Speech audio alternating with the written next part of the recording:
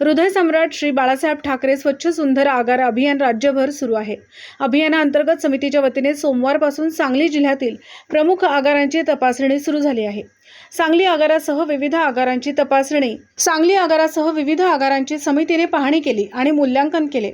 या अभियानाअंतर्गत सातारा विभाग स्वच्छता सर्वेक्षण समितीने सांगलीसह तासगाव, विटा, कडेपूर, कडेगाव या आगारांची पाहणी केली। सातारा विभाग नियंत्रण रोहन पलंगे, यंत्र अभियंता विकास माने, कामगार अधिकारी रेश्मा गाडेकर यांच्या समितीने ही पाहणी केली।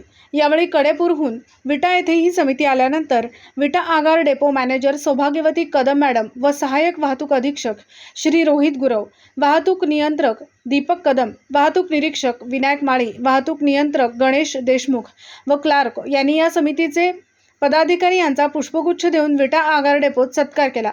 यावेळी डेपो मॅनेजर कदम मॅडम व अधिकारी गुरव यांना घेऊन विटा आगार डेपो परिसर फिरून पाहिला व सविस्तर माहिती घेतली व बसस्थानकाचे भौगोलिक स्थान, प्रवासी चढ उतार, बसस्थानक, बस फेऱ्यांची संख्या यावरून वर्गीकरण करण्यात आले असून अभियानाअंतर्गत बसेस व बसस्थानकाची स्वच्छता, मागील तपासणीनंतर झालेल्या बदल, नवीन प्रयोग, प्रवाशांचा सहभाग आदी निकषानुसार ही तपासणी करण्यात येत आहे। यावेळी कडेपूर, कडेगाव, विटा आगार डेपो यांना सातारा विभाग नियंत्रण संबंधित अधिकारी समिती प्रमुख रोहन पलंगे यांनी त्यांच्या टीमने पाहणी केल्यानंतर सोमवारी पहिल्याच दिवशी ज्या बसस्थानकाची पाहणी केली त्यामध्ये कडेपूर, विटा, कडेगाव या बसस्थानकात खूप बदल जाणवले आहेत। विशेष म्हणजे स्वच्छतेसोबत बक्षीस राज्यात 1 मे ते 30 मे 2024 या कालावधीत हृदय सम्राट बाळासाहेब ठाकरे स्वच्छ सुंदर बसस्थानक अभियान राबवण्याचा निर्णय महामंडळाने घेतला आहे। हे अभियान स्पर्धात्मक स्वरूपात असून उत्कृष्ट बसस्थानकांचा रोख बक्षीस देऊन गौरवण्यात येणार आहे।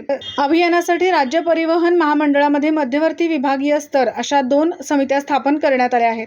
त्यामुळे बसस्थानक यांनी सुद्धा ही स्पर्धा लक्षात घेता अत्यंत चांगल्या पद्धतीने स्वच्छ आणि सुंदर बसस्थानक करून प्रवाशांना सर्व सुविधा उपलब्ध करत एक चांगलं काम या ठिकाणी दिसून येत आहे।